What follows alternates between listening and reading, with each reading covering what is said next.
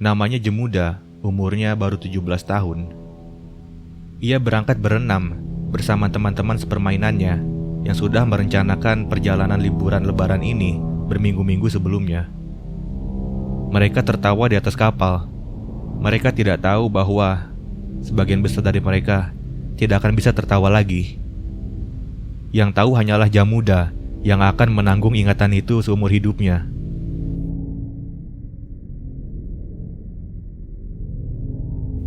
Pukul 4:30 sore 12 Juni 2018. Jemuda berdiri di dermaga Simanindo, memandangi kapal motor Sinar Bangun yang sudah ditambatkan di tepi pelabuhan. Sebuah kapal kayu tua yang catnya sudah mengelupas di sana-sini.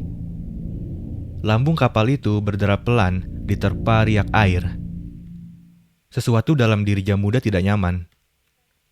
Sebetulnya bukan karena kapalnya jelek. Dia sudah berkali-kali menaiki kapal seperti ini. Tapi di hari itu ada yang berbeda. Aliran manusia terus masuk kapal. Dan terus, rasanya tidak habis-habis. Ada keluarga besar dengan anak-anak kecil. Ada pula pasangan muda membawa koper. Sementara itu di antara mereka, rombongan pemuda membawa sepeda motor mereka. Satu motor masuk, lalu 2, 5, sampai 10. Jemuda menghitung dalam hati, lalu berhenti menghitung karena jumlahnya sudah tidak masuk akal. Sementara teman-temannya tidak memperhatikan. Mereka sibuk bercanda, mencari tempat duduk dan juga berfoto. Libur panjang begini suasananya gembira. Siapa yang sempat memikirkan hal buruk? Jemuda pun naik. Ia memilih dek paling atas. Mungkin instingnya lah yang memilihkan tempat itu untuknya, tapi bisa juga keberuntungan. Dari atas sana dia bisa melihat seluruh isi kapal, dan itu malah bikin dia semakin gak tenang. Kapal itu penuh sesak, penumpang berjejal hingga tidak ada lagi ruang berdiri yang nyaman. Barang-barang menumpuk, motor-motor diparkir secara rapat di dek bawah. Tapi mesin sudah menyala. Tali tambat pun sudah terlanjur dilepas. Dan tidak ada yang turun.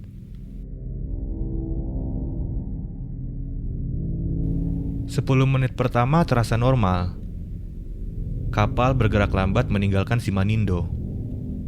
Di kejauhan, garis pantai Tiga Ras terlihat siluetnya, titik tujuan mereka. Teman-teman Jemuda mulai mengobrol, sekaligus menikmati angin danau yang sejuk. Jemuda mencengkeram pegangan di dek atas. Langit sudah berubah dari tadi. Awan gelap datang dari arah barat, seolah sedang mengejar kapal mereka. Angin yang semula sepoi-sepoi, kini memberikan dorongan yang cukup kuat.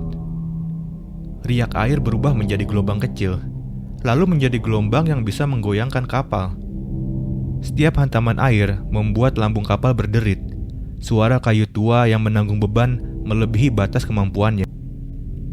Jemuda merasakan lantai di bawah kakinya miring ke kiri, lalu kembali. Kemudian miring ke kanan dan kembali lagi. Di bawahnya, penumpang mulai panik. Suara tangis anak kecil memenuhi udara yang kian sesak. Seseorang terdengar berdoa keras-keras. Seseorang yang lain meminta kapal berbalik arah. Tapi, di tengah kepungan ombak Danau Toba, tidak ada tempat berlari. Jemuda tidak ingat persis kapan semuanya mulai hancur. Yang ia ingat, kapal itu oleng keras ke arah kanan. Para penumpang berteriak dan bergeser serentak ke sisi kiri. Naluri manusia yang justru bikin keadaannya makin buruk.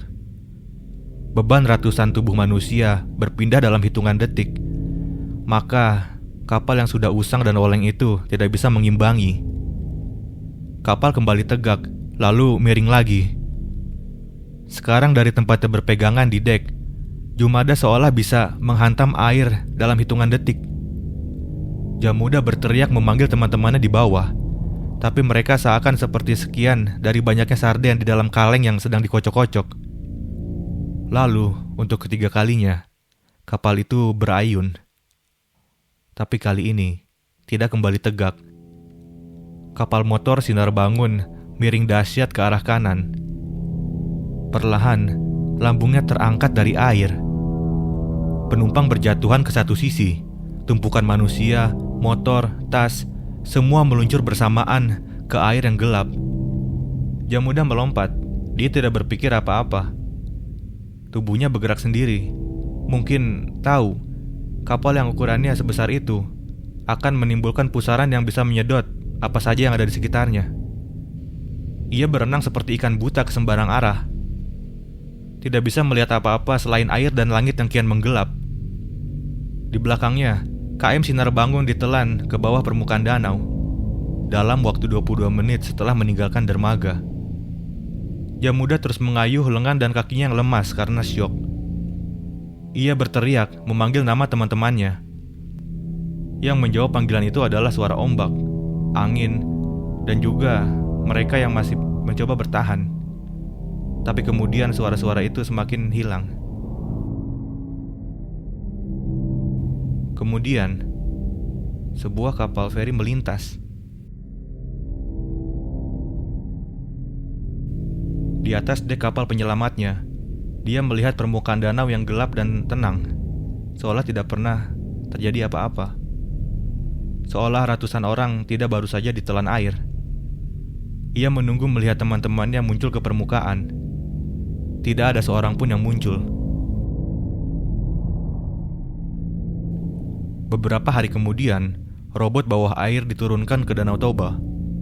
Di kedalaman 450 meter, yang lebih dalam dari banyak laut, mereka menemukan kapal motor Sinar Bangun. Tepatnya di atas kaldera vulkanik yang terbentuk 500.000 tahun lalu. Tubuh kapalnya masih utuh, tergeletak di dasar yang tidak pernah tersentuh sinar matahari, apalagi oleh tangan manusia. Di sekitarnya berserakan motor, tas-tas berisi baju yang tidak jadi dipakai liburan. Dan para penumpangnya, 164 orang, yang tidak pernah lagi diangkut ke permukaan, juga berserakan di sana. Di kedalaman yang tidak bisa dicapai oleh penyelam seprofesional apapun. Danau Toba hari ini masih seindah dulu. Airnya masih biru, Pulau Samosir juga masih hijau. Wisatawan terus berdatangan, mengambil foto, dan terus kagum akan keindahan alamnya. Tapi Jamuda tahu apa yang ada di bawah permukaan air yang indah itu.